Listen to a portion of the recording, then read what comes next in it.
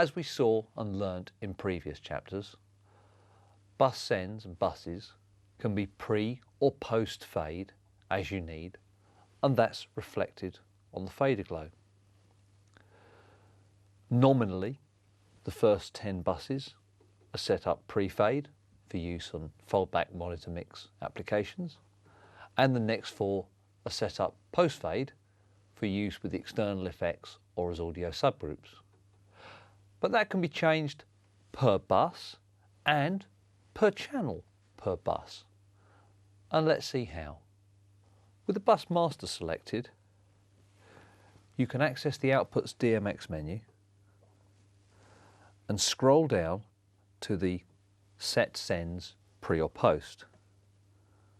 We click to bring the options, and I'm going to change this green post-fade bus to pre-fade.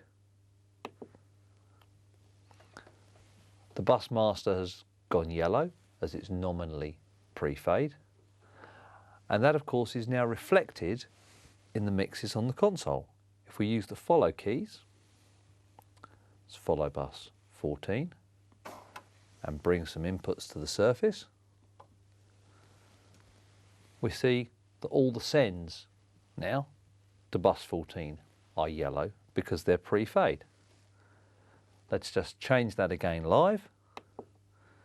We'll set it post, and all the sends go green because the bus is set post. As well as setting the bus sends pre or post fade, also from the Outputs menu, it's possible to define if the pre-fade send is pre or post the channel EQ. This is useful for certain monitor work where you may not want to apply the main channel EQ to the monitor mixes. And you'll find the setting for that in the Outputs menu just after the bus pre-post select. Let's look now at how we can adjust the pre-post settings on a per channel, per bus basis. Let's navigate to the input that we want to work with. In this case, I'm going to use input 22. From the Inputs menu, we can scroll down the list and see the pre-post settings for the channel. We have 2 options now. I can choose to set all of the sends from this channel, pre-fade or post-fade, to all of the buses using the drop-down list, all post or all pre. But I can also choose from the list lower down individual mixes, all 14, and use the drop down on these lists to change them from pre-fade to post-fade, and that's, in this example, just from channel 22 to mix 14.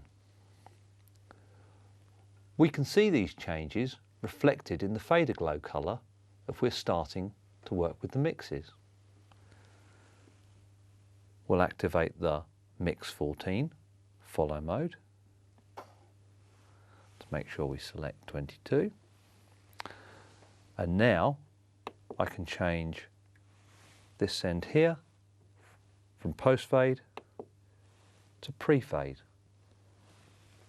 And we see that reflected on the fader glow colour of the console. So, those are the 2 methods of dealing with pre and post.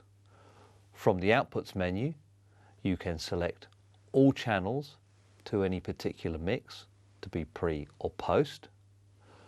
And from an inputs perspective, you can set all the sends of any input to any bus, pre or post, as you wish. Total flexibility.